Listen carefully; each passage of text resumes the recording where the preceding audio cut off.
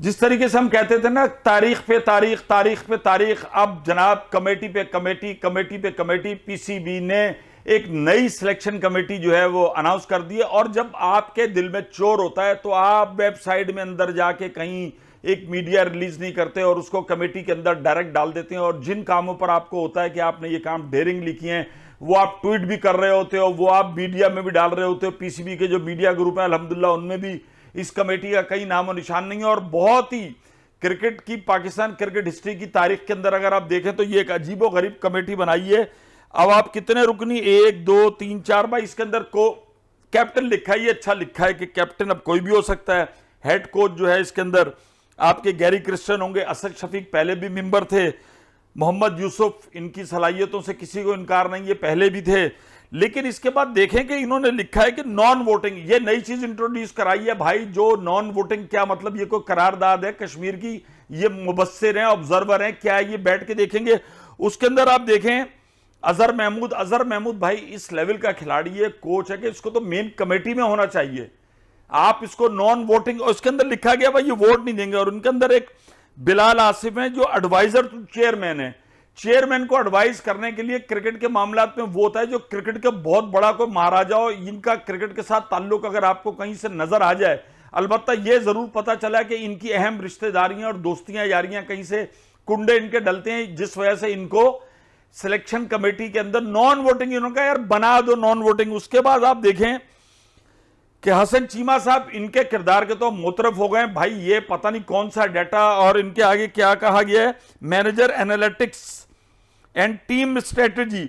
इन्होंने जो डाटा निकाला है उस पे पाकिस्तान ने पे दर पे शिकस्त हासिल की है। मतलब भाई ये दुनिया में कौन सा डाटा है?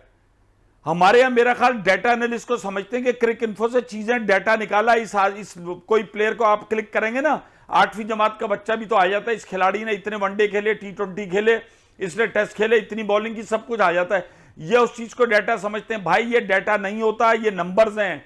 डाटा एक बहुत अजीब ही चीज है। डाटा वो चीज है जिसकी वजह से भारत ने आपकी ऐसी की तैसी की। डाटा वो चीज है जिसकी वजह से ऑस्ट्रेलिया, इंग्लैंड, बड़ी बड़ी टीमें ना आपको निचोड़ के रख देती हैं। डाटा वो चीज है जिससे पता चलता है कि आपका साइम अयूब जो है वो यूं करके घर भेज देंगे खिलाड़ी। अब आप मुझे बताएं, उसके बाद जो है नदीम भाई की सलाहियतों से किसी को इनकार नहीं है। हम बचपन क्या, थोड़े से हमसे बड़े, हम कराची में उनको भाई क्लब क्रिकेट खेलता हुआ देख रहे हैं। डोमेस्टिक क्रिकेट में कोई खिलाड़ी उनसे बचा हुआ नहीं था। क्लब क्रिकेट की फॉर्मेशन क्या होती है इनसे कोई नहीं जानता। उस्मान भाई भी भाई बड़े अच्छे दोस्त हैं, लेकिन नॉन वोटिंग। अब मुझे बताएं ये इतने लोग मिलकर क्या करेंगे? ये देग ही गिराएंगे। जो कहते हैं ना, जब बहुत सारे पकवैये जमा हो जाते हैं तो देग ही गिरती है। अब मुझे बताएं सिलेक्शन कमेटी से तो फिर वहाब रियाज और रजाक ने क्या कसूर किया था? वो भी तो खेल ही रहे थे। सारा मलबा आपने डाला वहाब पर, आपने रजाक पे। अब ये कमेटी अनाउंस कर दी।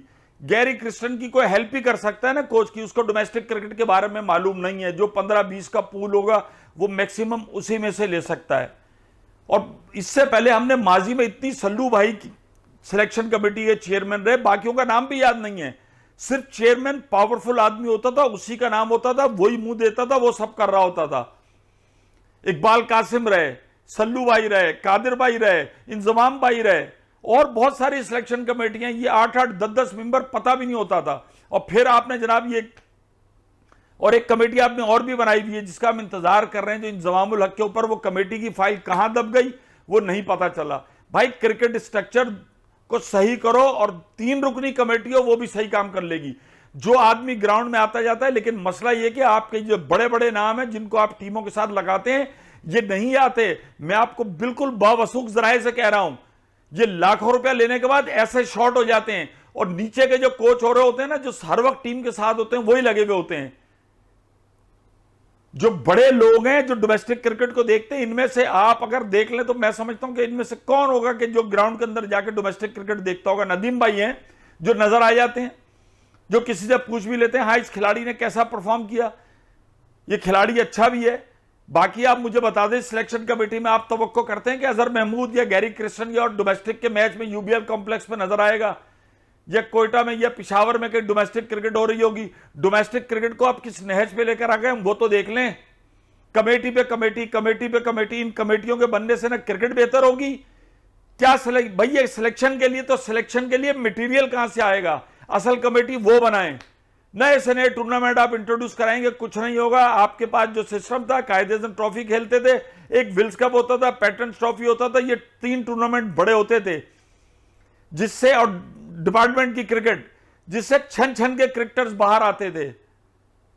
बड़े इदारों का जब नेट लगता था ना, तो वो नेट होता था, पीआईए का नेट लगा हुआ होता था, लोग देखने जाते थे, लोग तरसते थे हमें इस नेट पे जगह मिल जाए। यूबीएल का नेट लगता था, हबीब बैंक का नेट लगता था, अलाइड बैंक का नेट लगता था, कितने इदारों में आपको गिनवाऊं, नेशनल बैंक का नेट लगता था।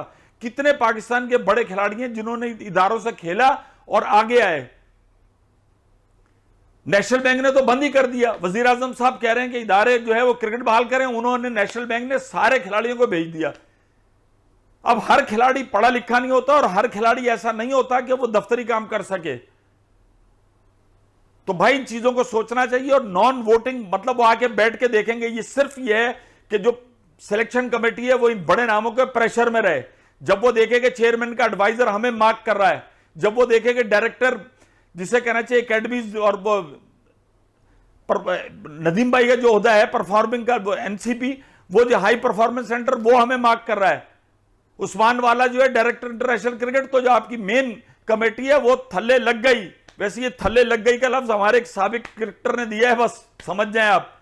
और भाई मामला सही करें, कमेटी पे कमेटी, कमेटी पे कमेटी, कमेटी को मुख्तसर रखें लेकिन पावरफुल बनाएं और उस तक हो जाए शार्ट।